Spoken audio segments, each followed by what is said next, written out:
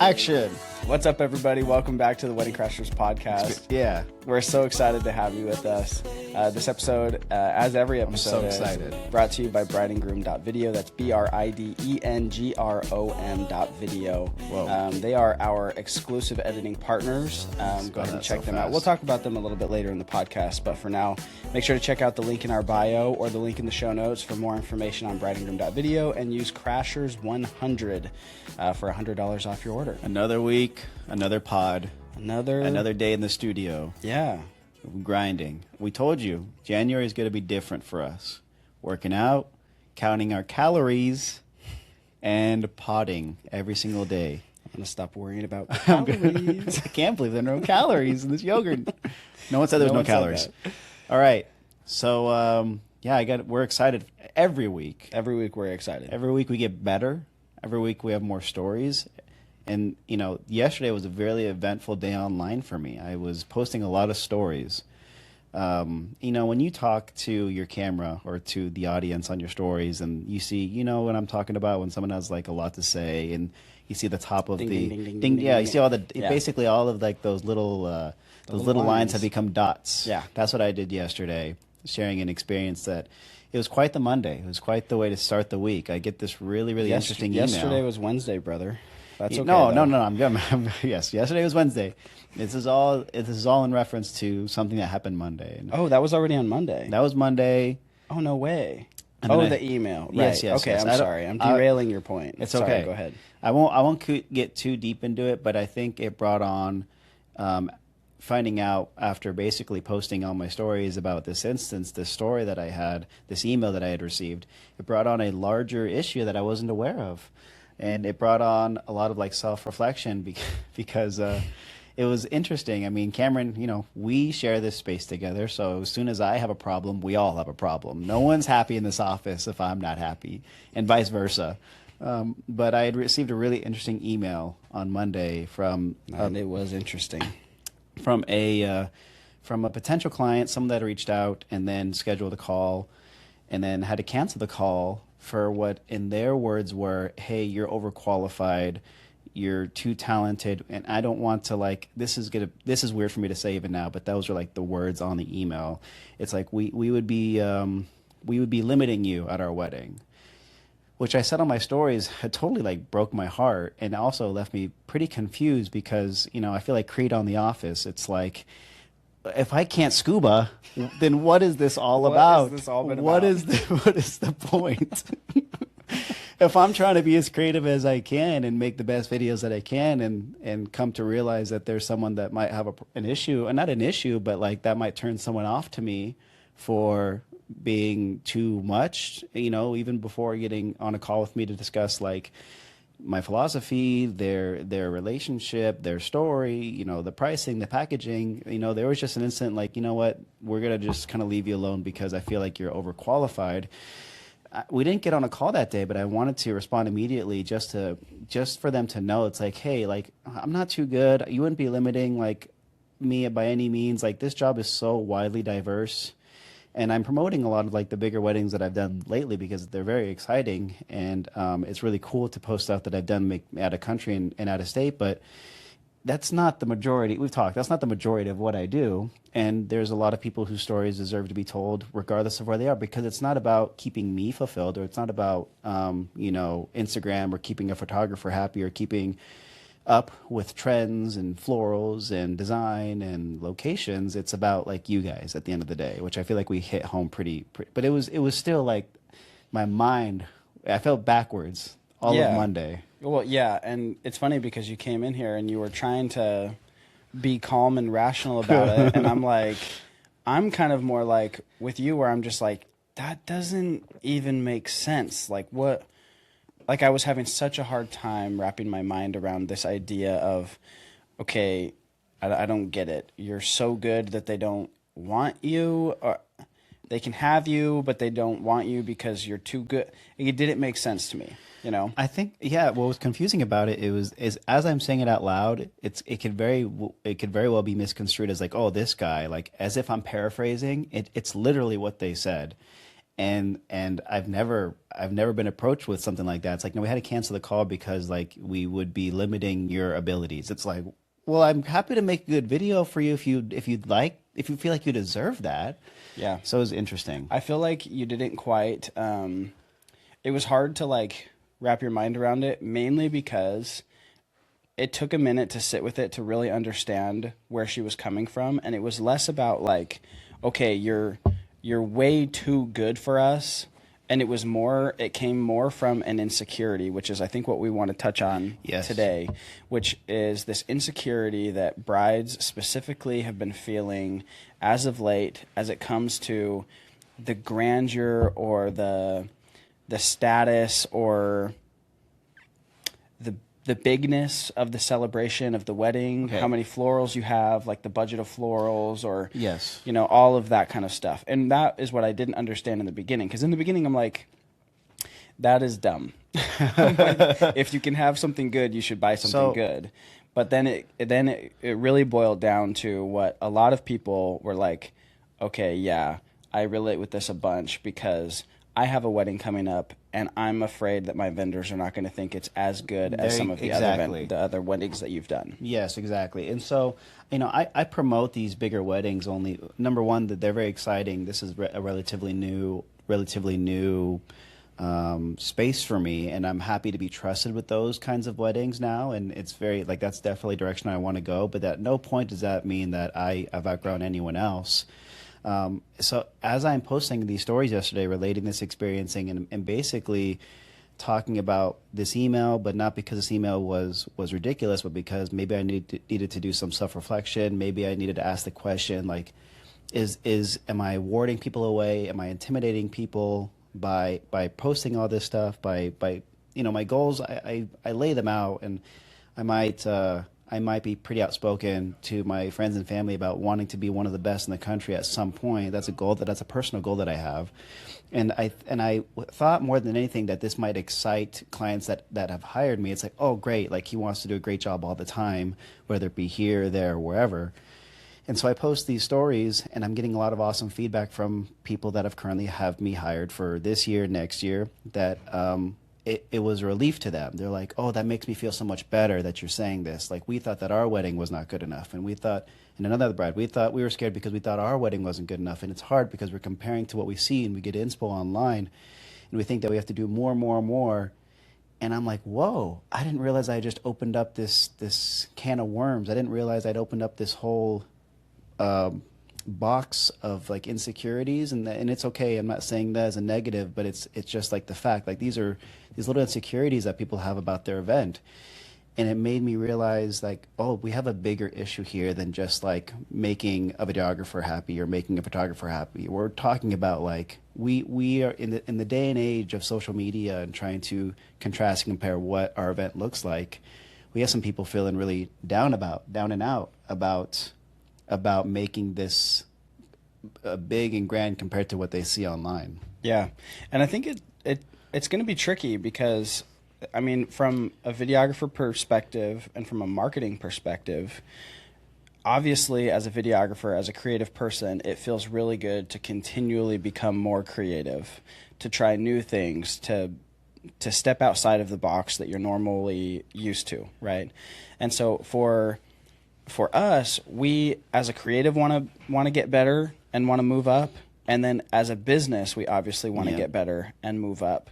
And in marketing, I mean, as far as like marketing yourself as a videographer, you obviously want to paint yourself in the best light. Like, here's what I can do. Like, here's my creative ability. Here's how I can work my camera. Here's how I work with these guests. And then when people talk about you, you want to be able to have them speak for you. Like, oh, he was really capable, and he was really creative, and he was really funny, and he made everybody feel calm, and all of these things, right? And so it is tricky, and I'm curious if you've had thoughts, and maybe we'll make this the bride and groom video question of the day. As far as like moving forward, because this is a pretty big insecurity. Like, I saw some of your stories yesterday, and even after you started posting it, I'm like reflecting on some of the conversations that I've had with some of my couples, and I'm like, I think there's some undertone of insecurity in some of these emails that I've been getting and some of this communication, and I just didn't realize that it was that. And so as far as like moving forward, and you as a business, you as a creative, how are we supposed to continually paint ourselves in the best light while also helping our couples understand that, hey, you could have a really sick rooftop Cabo wedding with fireworks, dancing, and all the goodies, or you could have a really elevated backyard wedding with none of those extra things, and both of your weddings are the exact same importance level to me. How do we communicate that to our couples?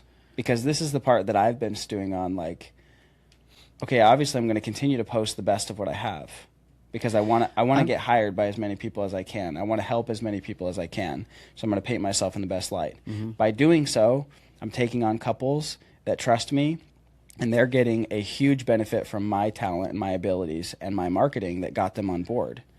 How do I help them understand that they are still important, even if they don't have some crazy, out-of-the-country, grandiose wedding? I don't know. Because it all goes down to something that I still very much subscribe to, which is to post and market yourself doing the kind of work that you want to keep doing in the future. And I don't want to make anyone feel down, bad, insecure, or anything like that. I feel like which weirdly, indirectly works really good for me is to continue to post the stuff that I want to continue to do, or beautiful moments, even like on a simple day, because there are plenty of really awesome moments that can happen at a very simple wedding. That's probably one of the answers to your question. But also, I like painting myself as like someone that might do really, really good work, but also just like I'm a human being. Like I take my kids to school, and I'm kind of a silly goose. Like I'll run up and down the canal, stuff like that. So there's kind of this funny contrast. It's like, how does this weirdo guy make this production? There was even a TikTok that was talking about one of the videos I made, and they were describing like this client, and they were like, this client's production studio is doing this. I'm like, oh, production studio, huh? I'm like, I'm just a guy, right?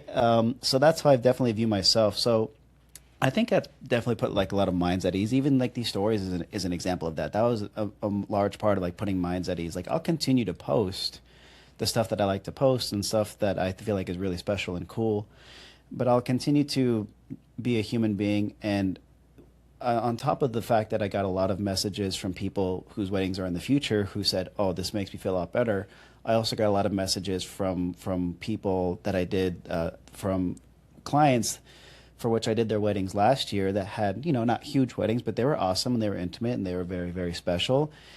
And saying, hey, our wedding has come and gone, and we know that you're doing a lot of cool stuff. And even then I was doing a lot of big cool stuff, quote unquote. And you made us feel amazing, and you captured all these really great, genuine moments, and we felt so at ease. And we know we weren't like your typical clientele, at least according to what you market, but like you were so great. And so it was nice to know that like there was these people that had smaller, more intimate weddings that hired me, and then looking retrospectively, it's like you were awesome, and the video was incredible, and there was that was a lot of the reason why we hired you, and we were glad that you were available and you were at that price point, because we saw that you already made good stuff, and we could only imagine what you could make. Even if our wedding is smaller, it's like I feel like you'll elevate it, because that's always been kind of like even the struggle of building the business is taking like the weddings you can get and make them look really, really crazy good, you know, and not to say they're not good, but make it seem like it's from a quote unquote production company, if that makes sense. Yeah, it is funny because for a long time I've had on my inquiry form that my job, or one of my biggest goals as their wedding videographer specifically, is to make their day look better than it actually was. Right. I say it to everybody. Yes. And I think that probably is like, the really big grandiose weddings that have all of the big things, right? The ones that when they don't have it at their wedding, they feel less than, right? I feel like it's really easy to make those things look really great. For example, we went to Cabo, they had fireworks. How many weddings have you been to that have had fireworks? A lot. A bunch. Yeah. we made it look really, really cool because we did something new and we flew a drone through it. Right. It made it look so much more, like it made it look like the fireworks were exploding 3 feet above everybody's heads. Right. You know what I mean? And that's just, there's simple techniques you can do that we Yeah. talked about where you can really elevate the viewing experience. Yeah. So I don't know. Normally I'm not really at like a loss for words, but I feel like this is kind of a tricky one for me because I'm like, okay, I want to obviously continue to paint myself in the best light. I want to give everybody the best video that I possibly can. And my favorite videos see the social medias. That's just the way that it is. Mm-hmm. And I don't want any of my couples to feel less than or, like, oh, he didn't post about our video, so, he must not have liked our wedding, right? Yeah. Because that makes me really sad. And now I'm really in my head after you post that. I'm like, I wonder how many of my couples are like, oh, he didn't post our video. And I get it. And we've also mentored other wedding videographers about that. And it's like, and no one is held down to doing that. But I understand the worry. This production company of mine, I make a lot of wedding videos a year, and not all of them see like my online portfolio. They always Most of them don't. Most of them don't. Everyone always gets a teaser, and obviously, like, I'm going to send everyone a teaser and they're going to have fun with it online, doing whatever they want or showing their family or posting it and collabing with me, which I'm happy to do. It's just a matter of like, there is a certain schedule and volume and very systematic way of how I post and it's just like the reality of just like owning a business basically especially a creative business. And most of them don't. That's obviously no hard feelings on anyone or any bride or anything, because like I hope just like all these other people that are messaging me, like a lot of their weddings didn't get posted either, but it was more about like how well I took care of them. Yeah. So if they're secure enough to know that I love them and that I treated them good and that they love their product, that's basically what I was hired for. I don't want to, as much of a people pleaser that I am, we can't always worry about like pleasing everyone all the time, as long as we're doing our jobs. And when it comes to our marketing, it's our marketing sort of deal. So, but I get it. It's kind of hard. It's a kind of a hard balance. And it's funny that you say you're like, oh, we've mentored people. And I'm like, oh yeah, we have mentored people. And I very confidently told them, don't worry, like it's fine. And now you're saying this and I'm like, is it fine? No, it's fine. And then I'm like, okay, no, it's fine. Because you're right. At the end of the day, it's our companies. We have to do what's right by our companies. And just realistically, all of the weddings that if we posted every single wedding that we did, I mean, some years we're doing, like last year, I think I did like 42 of my own weddings. Mm-hmm. That is like, that's almost once a week posting a full film, not just teasers or anything like that, Right. Like everybody would have to, and it would be too much, So yeah, it's tricky. And to go back to what you're saying about like there was something that came to mind when you said about making the day look better than it actually was, which is the goal in basically everything that we do. But one of the best compliments I had ever gotten for anything that I've done actually came from my oldest son when I was producing my music video, because they came to visit me at that hotel, that resort that we were filming everything in. And you get so numb to what you're doing sometimes, and this might be deviating from the point, but maybe it'll coincide and parallel fine, because you don't have to worry about me making something. I'll make it probably look better than it actually looked like in real life, but that's the whole point. But anyways, he saw for a few minutes us like filming the characters and the dancers and all the sets and all that. And then I took all that footage home and I was editing it, and he caught a glimpse of what I was editing for that music video with that bride and that groom and all that stuff that I just said. And he's like, wait, is that the day that we did the thing or whatever he said? I'm like, yeah, this is from that day that you came and you saw me at that hotel. He's like, that looks better than real life. I'm like, oh, yeah. Say it again. And it was like, he said it in a way that a child would, but I totally understand. It's like, why does that look so much better than how I remember seeing it? And it's like, that's the job, son. That's the job. Yeah. But that was cool. Yeah, that is cool. I think that we should probably tie it back, and maybe this will be a little bit of a shorter episode, but I think that we should tie it back to like these brides, because this is where I'm kind of getting hung up on, right? Because like I can very much relate, but everybody should take it, at least like, just imagine, like, when's the last time you hosted something? Was it New Year's Eve? Before that, maybe when was the last time you hosted something like a party? Oh, or... yeah, New Year's Eve. Yeah. So like, you know, you prepare for things, you set things up. Like I just had a 4-year-old's birthday party for my son. And we had, you know, we ordered this dino happy birthday thing.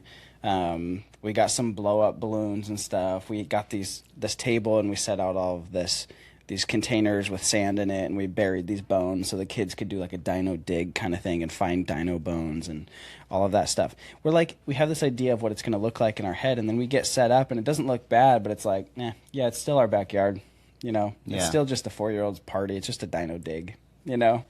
And then it's like, if I was there filming it and wanted to make it look cool, I could make it look way cooler, you know? Yeah. But the idea is like, you have this really big idea in your head of what you want it to look like, and oftentimes getting that to actually play out in real life is very difficult. Yeah. Like, it's a very difficult thing, and that's fine. That's just a part of life. Like, unless you have the best of the best of the best planner that is going to literally just nail your vision, it's very hard to bring things to life the way that you envisioned them in your head. Yeah. And I think that's the best part about the video, is even sometimes when it doesn't turn out exactly how you wanted it in your head, the video can change. Because we show up and I'm like, okay, this was the vibe they were going for. This is some of the decor that they have. These are the activities that they have based off of, you know, who they asked to speak for speeches and who their officiant was. Like, I'm taking in as much information as I can to get a feel for what they imagined this day to look like. Yeah. On top of all the calls that we had before the wedding. And so for me, I'm like, okay, I know exactly what they were going for, and now I'm going to put that onto film to help them relive that feeling, relive those visuals, but also relive that feeling. And oftentimes it's easier to show that in film. Yeah. But I think, I don't know, it's hard because so many people are either planning their own weddings or they hire a planner to help with the final stages. And it's just hard. It's hard to plan. It's hard to plan a wedding. It's hard to bring a vision to life. And it's just our job to make it look best. Yeah, I think you're right. And as you were speaking, I think it came to me, an epiphany. I think our job, more than anything, is to capture the spirit of the day. Yeah. And it's filled with, like, I told the people this, our job is to capture the spirit of the day and all of its characters. Now, if your fiance is a character, if your family is a character, if your officiant is a character, like, I will capture the characters. It'll be obvious if I get there, and also one of the characters that you have a lot of value in, that you see as a big priority of your day, is the decor or the location, where we are, the expensive things. I will include that because that seems like a valuable character to you. If it's not there, it's about me capturing the spirit of the day. That's kind of like the story is key. So an obvious example I can think of is a wedding that I did in Mexico last year. And you think, oh, Mexico, right, really huge and awesome, right? And it was really awesome, but it was very intimate. It was 20, 30 guests total. It was just like them, this row of tables, these beautiful little lights, but it was just like their family. It was their immediate family and nothing more. In the middle of, like, it was Cabo, but a very intimate venue. And it was awesome. And that was like especially during the dances and the party, I've hardly ever seen such amazing, great, huge energy out of such a small group of people before. Yeah. And so it's like, it didn't require grandiose events or grandiose, like, spending or fireworks or florals or lights or DJs or crazy music. Like, it just required them. That's all to say, like, if someone's having, like, a big grand thing, and that I consider an important character of your day, so that will be, like, showcased in it. Yeah. So I'm not trying to make, like, any point of, like, one thing is more important than the other. What is important to me and what is important to you is what is important to the clients. Yeah. That is such a good point. You just reminded me of it's funny because the couple actually said, it was such a small wedding. It was an elopement. And it was so small, I was their second witness. It's actually happened 2 times. Oh yeah, I've done a bunch of Sedona elopements. Yeah. That's what's also ironic about this whole thing. Yeah, and so I guess I have 2 where I've done that before. One was in Sholo, Arizona, which is like, it's a very small town in Arizona. Like, it's really not much to write home about.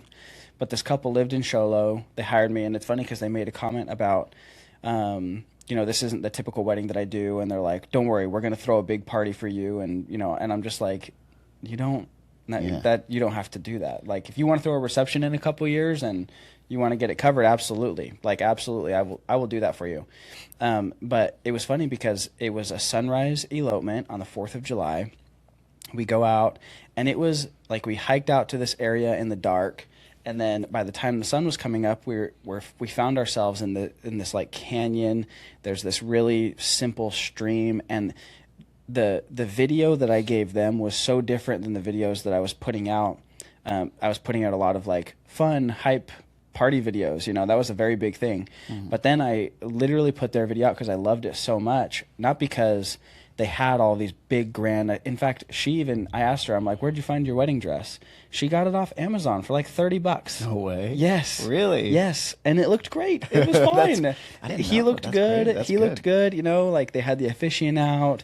They had their best friend out there, and like it was beautiful. To be fair, most of my wedding outfits are from Amazon. So, yeah. And you know what? Like, their vows were absolutely beautiful. What the officiant said was great. There was tons of scenery and symbolism, and they did so many things at the elopement that I'm just like, this is so meaningful. Just like the other weddings that I do, it's just meaningful to them in a different way. Right. And it's just personality coming out. The other one, and I'll touch on it very quickly, was in North Carolina not too long ago. And I'm actually working on their video right now where I typically am doing 200-300 person weddings. And then this couple finds me on Instagram, flies me out to North Carolina, again, to find myself and the photographer this time. They didn't even have anybody else. It was myself and the photographer were the witnesses at the wedding, and then they had the officiant, and that was it. The only other thing that we did is we ran around North Carolina for a little bit to get more of their story, and that was very important to them. That's what they wanted to do. And somebody else might look at that and go, "Oh, like, I prefer the celebration." But they're looking at all of the celebration stuff going, "I prefer the intimate." Yeah. Like, I prefer the soft spoken word. I prefer seeing my little ducks run around our property. Yeah. I prefer the porch swing and playing the guitar by the fire at night. That's what they preferred. And that's beautiful to them. And it'll probably make a feature on my page, not because it fits some mold, but because that's really important. And I feel like all the brides listening, if you are just true to like what is actually going, like if you're trying to throw a party because you saw somebody else throw a party and it looked really cool and you're trying to mimic it, your wedding day is going to feel a little empty. Even if you have fireworks, even if you have, $50, $60, $80,000 in florals, even if you have all of the views and all of the whatever it is, right?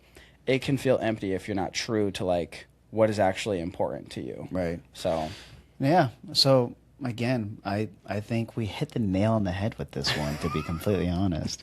The last thing that I'll say is that it's been really, really fun to kind of have this approach where I'm thinking right here, where the spirit of the day is basically like the center of the story that I'm telling. And again, that's accessorized with all the other characters. If it's like decor and awesome, just like whatever, drone work, the water, the ocean, whatever it is.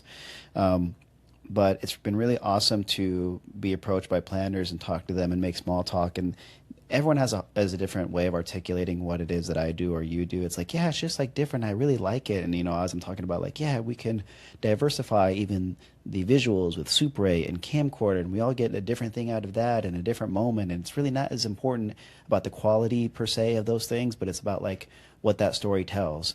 And I keep repeating story, because that's like something that I want like these high-end planners to understand. And I think they are, because they're starting to appreciate more and more, like, they've seen the same video. They've seen like the people reach like the luxury space do the same thing a lot. Mm-hmm. And so to see something that can be done where it's like, no, I'm going to appreciate all this awesome things that you built, all this decor that you brought in, all this hard work, but I'm not going to sacrifice the couple. I'm not going to sacrifice the story.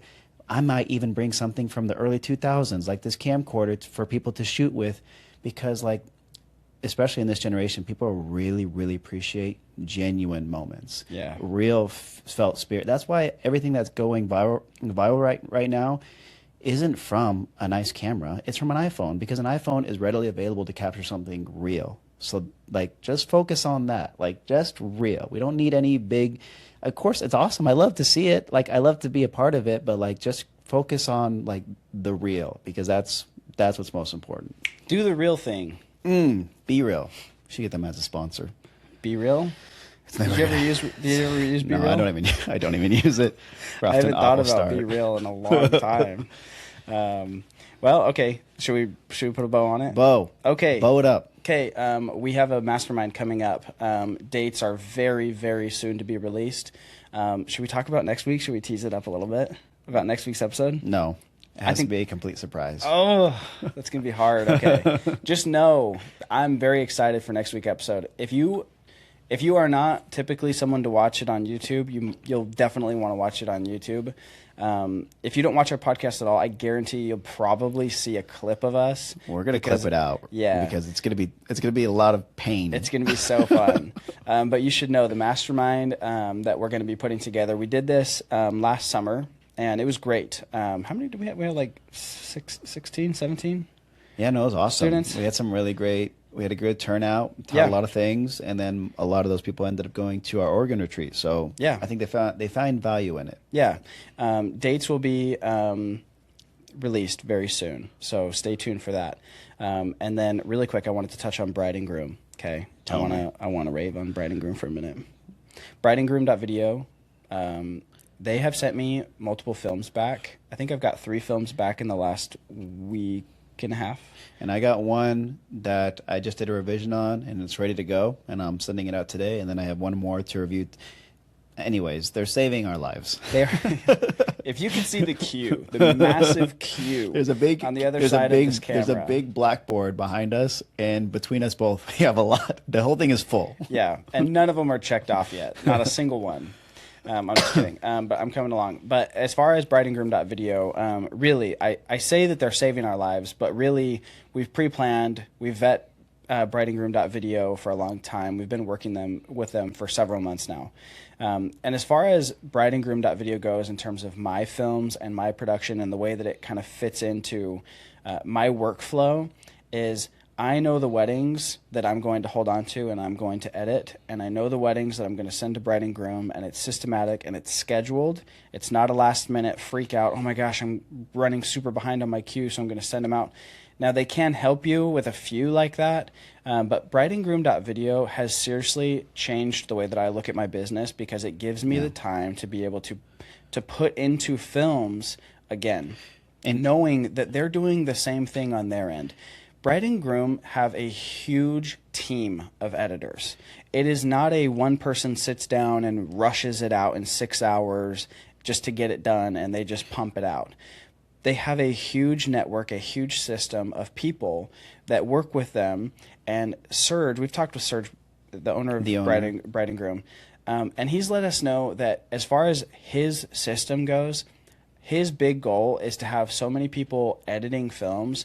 It's so that they can avoid burnout, so that they can avoid doing the same thing over and over that we would typically do if we were under the gun, like, okay, right, I have 7 films to go and 2 weeks to get them delivered. We would be rushed. We would skip. We would cut corners. Right, exactly. And that is Serge's goal, is to not cut corners by having this huge system of editors. Yes. So, and again, I feel like we're responding to maybe an outdated narrative of just like, there are some people, creatives out there that would say that cheating and the couples trust me. And ironically, everyone would take a quality hit of my clients if I were to try to do this all on my own. Yep. So if you want to successfully scale your business while not losing out on your creative reputation, and also by having essentially something in your system, because the only way to really scale successfully a wedding video business is to have help, whether it be talented shooters, whether it be talented editors. At the end of the day, it's your name because you are the creative head. You are approving, you are revising, you are teaching. And so with the understanding of bride and groom, you have to know, basically, you have to be the creative genius at the head of everything for a reason, because you have to know what you want. So that's one of the things we teach often when it comes to editors, is I think that people expect perfection right out the gate, and that's not realistic in any aspect, right?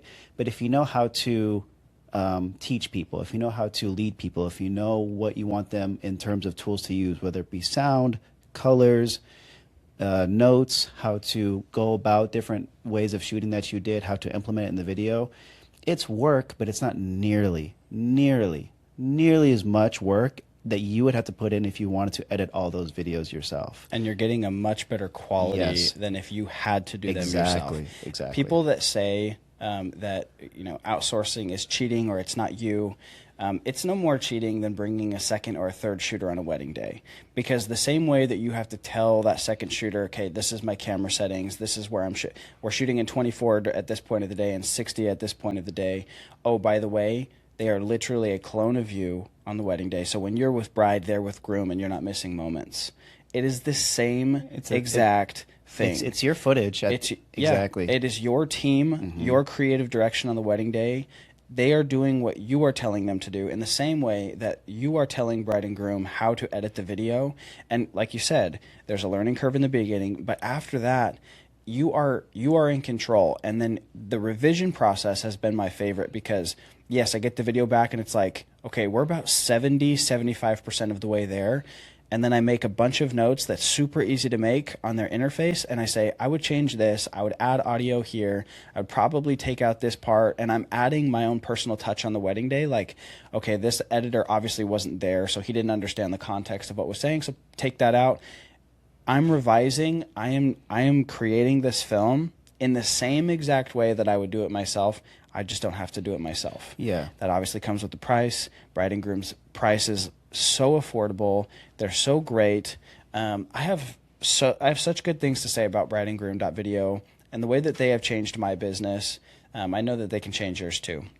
So if outsourcing has been on your mind, or if it's been something that you're curious about, or maybe you think, you're skeptical about, or you don't know if it's going to be as good, take our word for it. Use our code CRASHERS100, get $100 off your first order, and just try them out. Just try them out. Give them a chance. They'll do an amazing job on your film.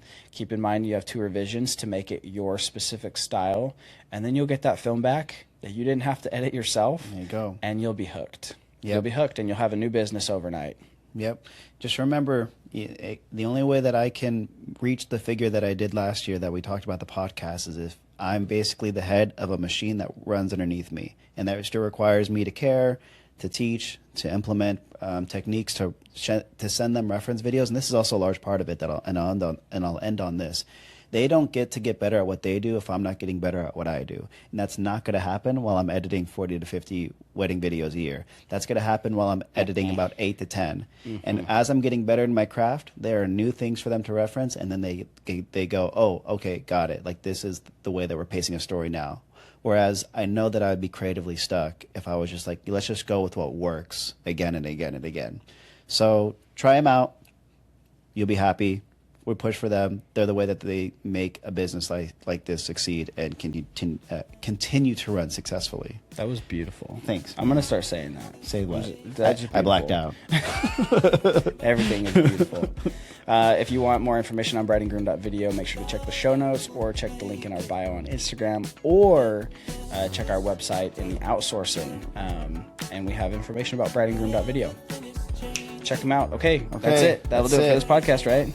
Please, please, please, please, please watch next week.